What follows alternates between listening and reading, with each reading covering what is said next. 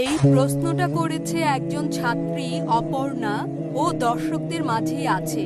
ওর প্রশ্ন হলো, শুক্রবারকে কেন এত বেশি গুরুত্ব দেয়া হয়েছে?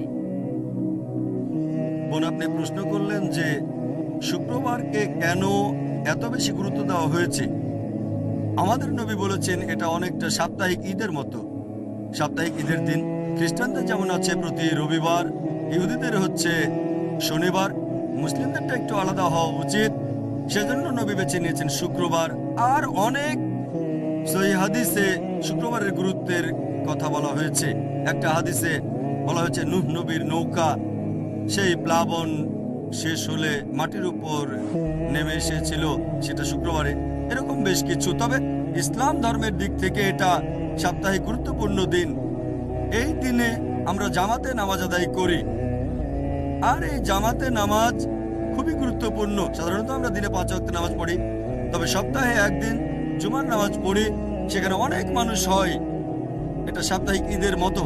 সেই জামাতে নামাজ পড়া হচ্ছে বাধ্যতামূলক।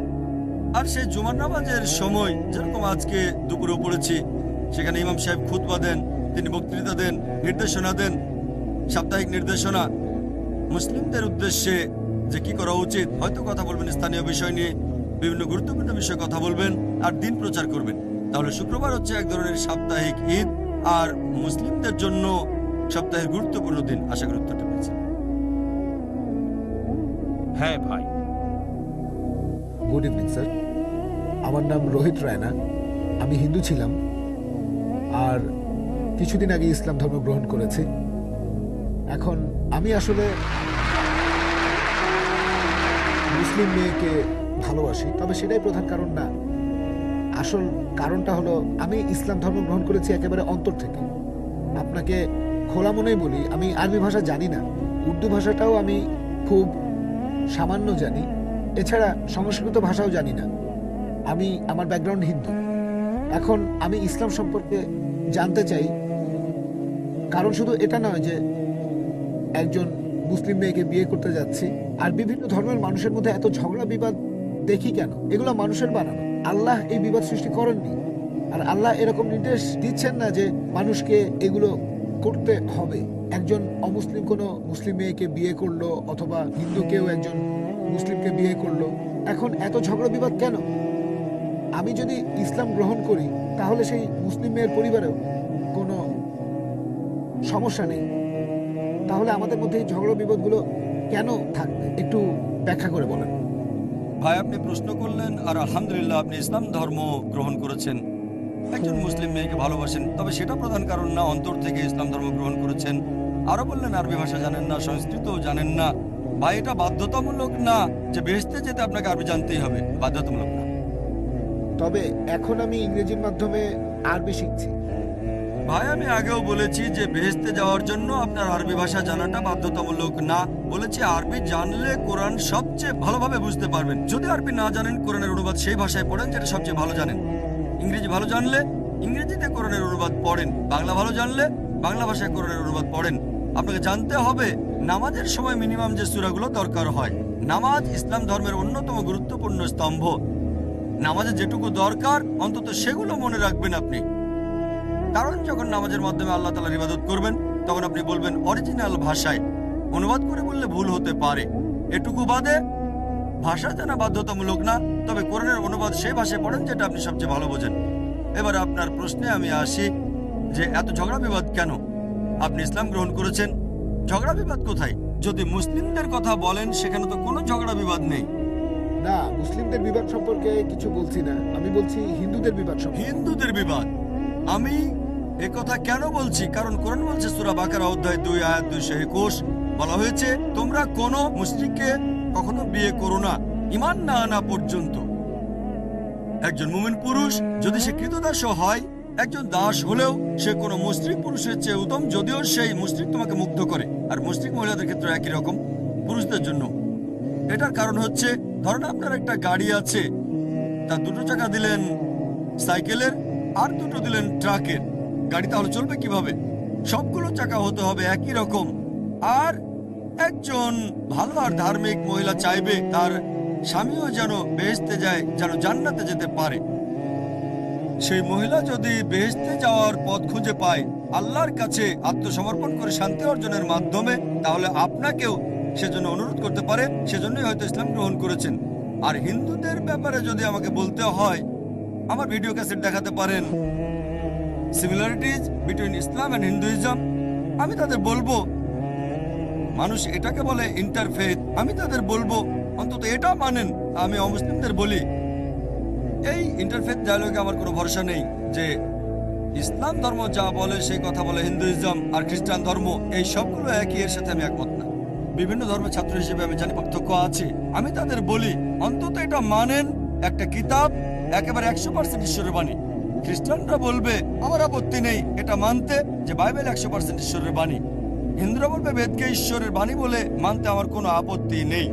আর মুসলিমরা বলবে আমার এটা মানতে কোনো আপত্তি নেই যে কোরআন আল্লাহর বাণী। আমি তাদের বলি যে ব্যাপারগুলো কমন এই ধর্মগ্রন্থগুলোতে আসে নাকি সেগুলো আমরা মেনে চলি, যেগুলো আলাদা, যেগুলোতে পার্থক্য আছে সেগুলো পরে আলোচনা করব। যে ব্যাপারগুলো কমন একেবারে সেগুলো 100% মেনে চলি। আর ধর্মগ্রন্থ পড়লে দেখবেন সবগুলো ধর্মগ্রন্থই বলছে যে ঈশ্বর কেবলমাত্র একজন। সবগুলো ধর্মগ্রন্থই বলছে সর্বশক্ত ঈশ্বরের কোনো প্রতিমূর্তি নেই, তার কোনো প্রতিমা নেই, কোনো মূর্তি নেই। আসেন আমরা সবাই মেনে নেই যে এক আল্লাহর ইবাদত করব, যার কোনো প্রতিমূর্তি নেই, যার কোনো প্রতিমা নেই।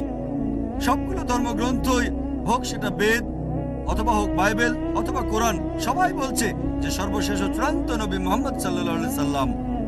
এমনকি আপনি বাইবেলেও দেখবেন সেখানে যিশু খ্রিস্ট সাল্লাম বলেছেন, এটা আছে গসপেল অফ জন অধ্যায় নম্বর 16 অনুচ্ছেদ 12 থেকে 14। যিশু খ্রিস্ট নিজের মুখে বলেছেন তোমাদেরকে অনেক কিছু বলার আছে, কিন্তু সেগুলো এখন সহ্য করতে পারবে না, কারণ যখন সত্যের আত্মা আসবেন তিনি তোমাদের সত্যের পথে নিয়ে যাবেন। তিনি নিজ থেকে কিছু বলবেন না, যা শুনবেন সে কথা বলবেন, তোমাদের ভবিষ্যতের কথা বলবেন। তাহলে এখানে যিশু খ্রিস্ট সাল্লাম তিনি বলেছেন তোমাদের আমি অনেক কথাই বলতে চাই, কিন্তু সেগুলো এখন বুঝতে পারবে না। যখন সত্যের আত্মা তোমাদের মাঝে আসবেন তিনি তোমাদের সত্যের পথে নিয়ে যাবেন। এখানে নবী মুহাম্মদ সাল্লাল্লাহু আলাইহি সাল্লাম সম্পর্কে বলছে। পৃথিবীর সবগুলো প্রধান ধর্মের পবিত্র গ্রন্থ, হিন্দুইজম, খ্রিস্টান ধর্ম, ইহুদি ধর্ম, ইসলাম, সব গ্রন্থই বলছে সৃষ্টিকর্তা একজন, শুধু তার ইবাদত করব, আর সর্বশেষ চূড়ান্ত নবী মুহাম্মদ সাল্লাল্লাহু আলাইহি সাল্লাম। তাহলে সব অনুসারীরা যদি তাদের ধর্মগ্রন্থ পড়েন ইনশাআল্লাহ এই বিরোধ থাকবে না, সবাই আল্লাহর কাছে আত্মসমর্পণের মাধ্যমে শান্তি অর্জন করতে পারবে। আশা করি উত্তরটা পেয়েছেন। কোনো অমুসলিম ভাই কি প্রশ্ন করবেন? কোনো বোন? আসসালামু আলাইকুম। এই প্রশ্নটা করেছেন একজন অমুসলিম বোন। ওনার প্রশ্নটা হলো যে হিন্দু ধর্মগ্রন্থগুলোতে বেশ কিছু অনুচ্ছেদ আছে যেখানে এক ঈশ্বরের কথা বলা হয়েছে, আবার কিছু অনুচ্ছেদে পুরোপুরি উল্টো কথা। এখন প্রশ্ন হলো যে সেই অনুচ্ছেদগুলোর ব্যাপারে আপনি কি বলবেন যেগুলো বহু ঈশ্বরের কথা বলছে?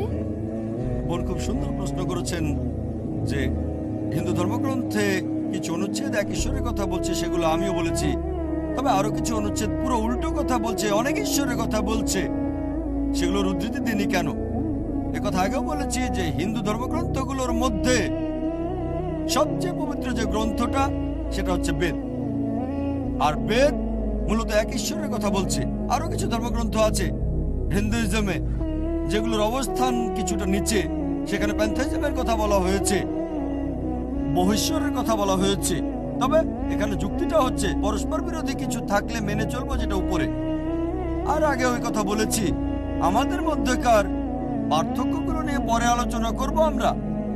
এখন সেখানে যদি বহু ঈশ্বর নিয়ে অনুচ্ছেদ থাকে, কোরআনে তো কোনো বহু ঈশ্বর নিয়ে আয়াত নেই, তাহলে এটা কমন না। আমরা সেগুলো নিয়ে আলোচনা করছি যেগুলো কমন। আর ঈশ্বরের কথা পরস্পর বিরোধী হয় কিভাবে?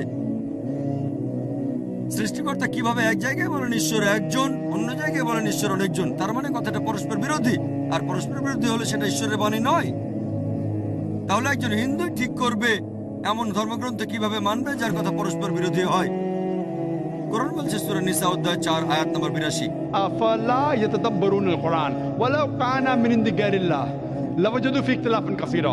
তবে কি তারা কোরআন সম্পর্কে অনুধাবন করে না? এটা আল্লাহ ব্যতীত অন্য কারণে নিকট থেকে আসলে তাতে অনেক অসঙ্গতি থাকতো, সেখানে অনেক ভুল থাকতো। তাহলে ঈশ্বরের বাণীতে অসঙ্গতি থাকবে কেন? যদি ধর্মগ্রন্থে কোনো অসঙ্গতি থাকে বাতিল করে দেবো আমরা। খুব সহজ। আর যদি মেনে চলেন আমার ফর্মুলাটা, আমি শুধু সেগুলোই নিচ্ছি যেগুলো কমন। আমি হিন্দুইজম ও ইসলামের পার্থক্য নিয়ে আরো অনেক লম্বা লেকচার দিয়ে যেতে পারি, তবে আজকে পার্থক্য নিয়ে কথা বলতে আসিনি, এসেছি সাদৃশ্য নিয়ে কথা বলতে। কারণ আল্লাহ তাআলা পবিত্রকরণে বলেছেন কিভাবে অন্য মানুষকে বোঝাতে হবে। সূরা আলে ইমরান অধ্যায় নম্বর 3 আয়াত 64 বলা হয়েছে, تعالوا إلى كلمة سواء بيننا وبينكم এসো সেই কথায় যা তোমাদের ও আমাদের মধ্যে এক। প্রথম সাদৃশ্যটা কি? ألا نعبد إلا الله আমরা আল্লাহ ব্যতীত কারো ইবাদত করি না, ولا نشرك به شيئا অন্য কিছুকে তার শরীক করি না। ولا يتخذ بعضنا بعضا أربابا من دون الله আমরা আমাদের মধ্য থেকে আল্লাহ ব্যতীত অন্য কাউকে রব হিসেবে গ্রহণ করি না। فإن تولوا যদি তারা মুখ ফিরিয়ে নেয়, فقولوا اشهدوا বলো তোমরা সাক্ষী থাকো بأننا مسلمون। নিশ্চয়ই আমরা মুসলিম, আল্লাহ তাআলার কাছে আত্মসমর্পণ করি। এই ফর্মুলাটা দেয়া আছে পবিত্র কোরআনে কিভাবে অন্য ধর্মের মানুষের সাথে কথা বলতে হবে। আমরা সাদৃশ্যগুলো দেখব, পার্থক্য নিয়ে পরে আলোচনা করব। আজকে আমরা সাদৃশ্যগুলো দেখব। আসুন অন্ততপক্ষে সেটা মেনে চলি যেটা কমন। আমি সেই অনুচ্ছেদগুলো বেছে নিয়েছি যেগুলো কোরআনের সাথে কমন। পরস্পর বিরোধী যদি কিছু থাকে সেটা বাদ দিয়ে দেই। আর আমি সেটাকে ঈশ্বরের বাণী বলে মনে করি না। তবে যেহেতু হিন্দুরা এটাকে ঈশ্বরের বাণী বলে মনে করে, তাই ধর্মগ্রন্থের উদ্ধৃতি দিয়েছি। আশা করি উত্তরটা পেয়েছে।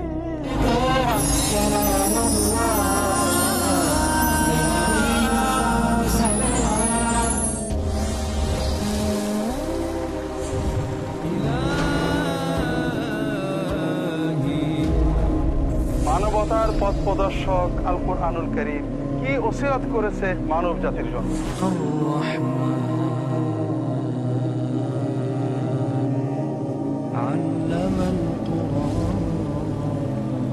দ্বীন ইসলামের মূল নির্দেশনগুলো কি কি?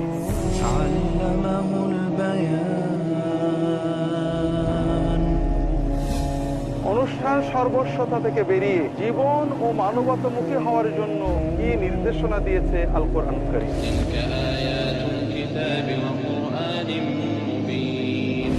এসব কিছু জানার জন্য দেখতে থাকুন পিস টিভি বাংলার নিয়মিত অনুষ্ঠান আল কোরআনের ওসিয়ত।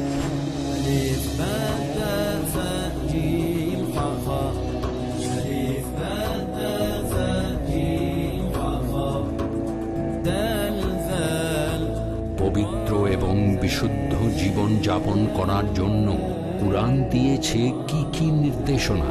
জানতে হলে দেখুন কুরআনের ওসিয়ত প্রতি বৃহস্পতিবার সন্ধ্যা 6:30 বা পুনঃ সম্প্রচার দুপুর 12:30 বাংলাদেশে পিস টিভি বাংলায়। সৃষ্টিকর্তাকে জানার জন্য ইসলামের হুকুমসমূহ মেনে চলার গুরুত্ব কি, ভালো মন্দের মাঝে তফাৎ করার জন্য চেতনা দিয়েছেন, আল্লাহর শরীয়তের বাইরে যাওয়ার সুযোগ উঠান দিয়েছেন, মানবতাকে রক্ষা করার জন্য আল্লাহ সুবহানাহু ওয়া তাআলা তিনি ইসলাম দিয়েছেন। এটা অনুসরণের ভিতরেই মানুষের কল্যাণ নিহিত রয়েছে। ইসলামী একমাত্র রাস্তা। প্রত্যেক ব্যক্তি জন্মগ্রহণ করে ইসলামের উপরে। মুজাফফর বিন মুহসিন, ডক্টর আব্দুল্লাহ জাহাঙ্গীর, শেখ শাহিদুল্লাহ খান মাদানী, আহমদুল্লাহ বিন মোহাম্মদ দেলবর হোসেন, হারুন হোসেনের উপস্থাপনায় ফিতরতের দাবি মানুষ ধর্ম মানতে পারে। আল্লাহ সুবহানাহু ওয়া তাআলার কাছ থেকে ইসলাম আমাদের কাছে এসেছে। ধর্মের মধ্যে ইসলামে আল্লাহ মনোনীত দিন, প্রতিটি বিধান আল্লাহ তাআলা যেটা দিয়েছেন এটা মানুষের কল্যাণে। ইসলামের অনন্য গুণাবলী জানতে দেখুন আমাদের অনুষ্ঠান ইসলাম মানার দুনিয়াবি ফায়দা। পরবর্তী অনুষ্ঠান পিস টিভি বাংলায়।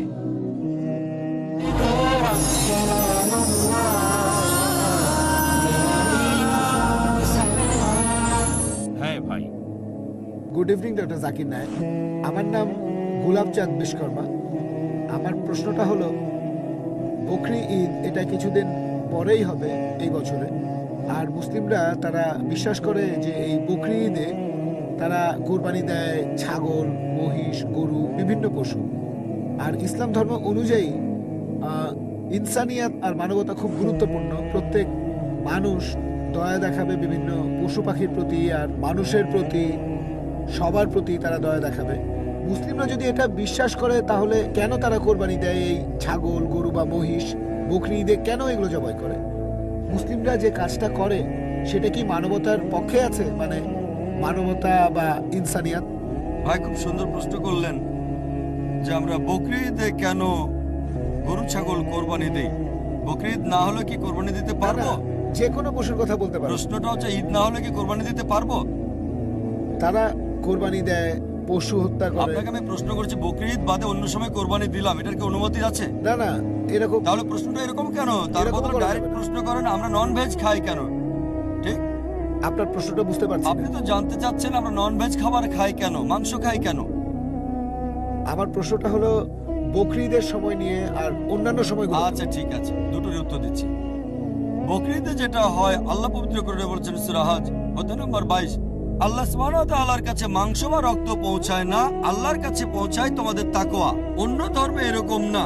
অন্যান্য ধর্মে উৎসর্গের সময় পশু বলি দিয়ে ফেলে রাখে একটা বেদিতে একজন দেবতার সামনে। সেটা খায় কে? ঈশ্বর খান।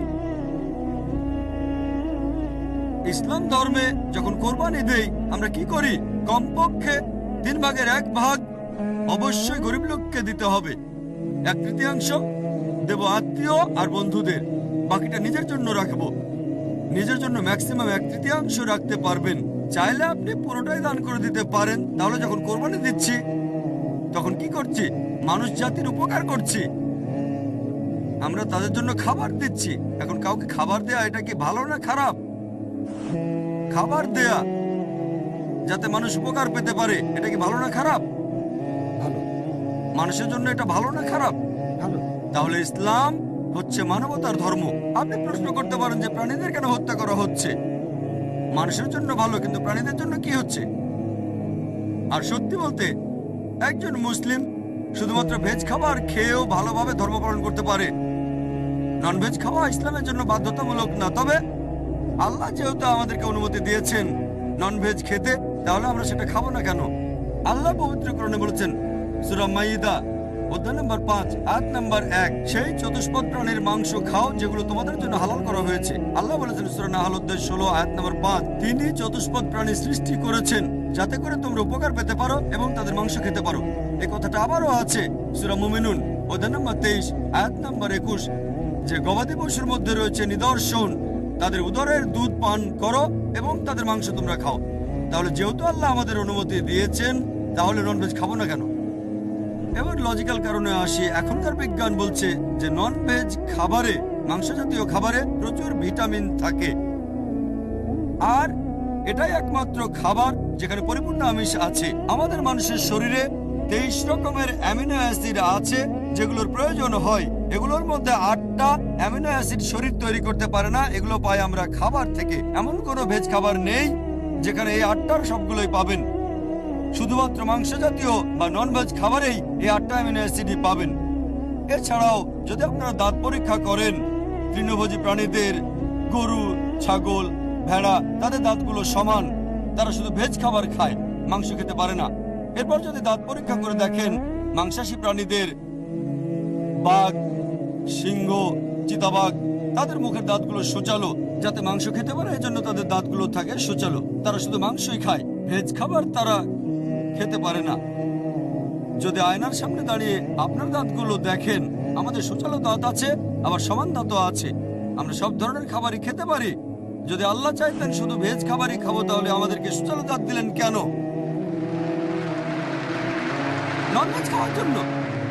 এছাড়াও তৃণভোজী প্রাণীদের যে পরিপাকতন্ত্র, গরু, ছাগল বা ভেড়ার শুধু ভেজ খাবার হজম করতে পারে, নন ভেজ হজম করতে পারে না। আর মাংসাশী প্রাণীদের পরিপাকতন্ত্র, বাঘ, চিতাবাঘ, সিংহ শুধু মাংস হজম করতে পারে, ভেজ হজম করতে পারে না। আবার মানুষের যে পরিপাকতন্ত্র, সেখানে আছে ক্ষুদ্রান্ত এবং বৃহদান্ত্র, ভেজ খাবার হজম করতে পারে, নন ভেজ হজম করতে পারে। যদি আল্লাহ চাইতেন যে আমরা শুধু ভেজ খাবারই খাবো, তাহলে দুটো হজমের পরিপাকতন্ত্র দিলেন কেন? এছাড়াও অনেক ভুল ধারণা আছে যে হিন্দুদের নন ভেজ খাবার খাওয়া উচিত না। এটা ভুল ধারণা।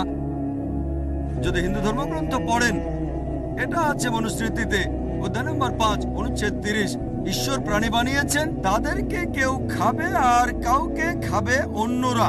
যদি তুমি খাওয়ার জন্য সৃষ্টি করা প্রাণী খাও, তাহলে কোনো পাপ হবে না। মনুস্মৃতিতে আছে অধ্যায় 5 অনুচ্ছেদ 31, যে ঈশ্বর কিছু প্রাণীকে সৃষ্টি করেছেন উৎসর্গের জন্য, সেই ধরনের প্রাণীকে হত্যা করো, কোনো পাপ হবে না। মনুস্মৃতিতে আছে অধ্যায় নম্বর 5 অনুচ্ছেদ 40, যে উৎসর্গের জন্য প্রাণী হত্যা কোনো পাপ নয়। হিন্দু ধর্মগ্রন্থে এরকম আরো অনুচ্ছেদ আছে, বেদেও আছে, যে মুনি আর ঋষিগণ নন ভেজ খাবার খেত, তারা গরুর মাংস খেত। মহাভারত পড়লে দেখবেন অনুশাসন পর্ব অধ্যায় নম্বর 88। পাণ্ডবদের গল্পটা তো জানেন। পঞ্চপাণ্ডব 5 ভাই, সবচেয়ে বড় ভাই যুধিষ্ঠির, তিনি ভীষ্মকে জিজ্ঞেস করলেন যজ্ঞের সময় কি উৎসর্গ করব, পূজার সময়, যাতে আমাদের পূর্বপুরুষের সন্তুষ্ট হবেন। ভীষ্ম উত্তরে বললেন, যদি তুমি লতাপাতা আর শাকসবজি উৎসর্গ করো তাহলে আমাদের পূর্বপুরুষেরা সন্তুষ্ট থাকবেন 1 মাস।